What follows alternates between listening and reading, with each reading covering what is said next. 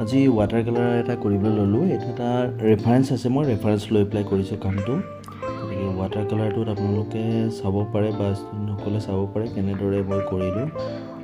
ইয়াত 5খনকৈ কিতাপ আছে আৰু গোটেইকেইখন কিতাপ চাব পাৰে বেলেগ বেলেগ ডাইৰেকশ্যনত আছে, মানে ভালদৰে জাপি থোৱা নাই। আৰু ভালদৰে জাপি থ'লে হয়তো আঁকি পেলাই ইমান দেখিবলৈ ভালো নালাগিল হয়। গতিকে এই কিতাপখন আঁকোতে দেখিব পাৰে এখন কিতাপ ভিতৰলৈ এখন বাহিৰলৈ এনেকৈ যিটো আপ ডাউন এটা ভেৰাইটি এটা আছে, আৰু সেইটো ইয়াত কেনেদৰে উলিয়াইছোঁ।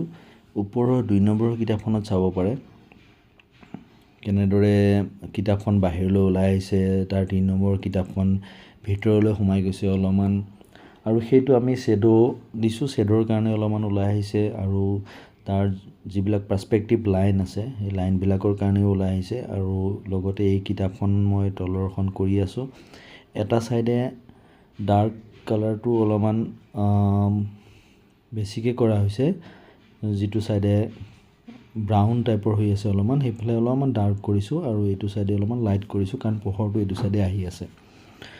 গতিকে ইয়াত ৱাটাৰ কালাৰত লাইট এণ্ড শ্বেডোটো বহুত আগতেই মানে চাই পেলাই আমি হেৰি কৰিব লাগে, কোনফালে লাইট হ'ব কোনফালে ডাৰ্ক হ'ব, কাৰণ এবাৰ ভুল কৰাৰ পিছত ৱাটাৰ কালাৰত কৰিবলৈ দিগদাৰ হয়। সকলোখিনি পৰিকল্পনা আমি অঁকাৰ আগতেই কৰিব লাগে, বেলেগত পেইণ্টিঙত তেনেকুৱা নহয়, বেলেগ মিডিয়ামবোৰত। কিন্তু ৱাটাৰ কালাৰত এইটো আমি আগতেই ভাবিব লাগে, লাইট পাৰ্ট আমি কোনটো ৰাখিম আৰু ডাৰ্ক পাৰ্ট কোনটো হ'ব। গতিকে আমি লাইট পাৰ্টটোৰ কথা সদায় ভাবিব লাগে, এবাৰ ডাৰ্ক হোৱাৰ পিছত সেইটো আৰু লাইট কৰিব নোৱাৰিম। কিন্তু পাৰি, ৱাটাৰ কালাৰ যদি অপেক কৰোঁ তেতিয়া পাৰি। আমি ইয়াত ট্ৰেন্সপাৰেণ্ট কৰিছোঁ, গতিকে ট্ৰেন্সপাৰেণ্টত আমি লাইট পাৰ্টটো আমি আগতে ভাবিবলগীয়া হয়। এইটো হৈছে ফাইনেল ৱৰ্ক।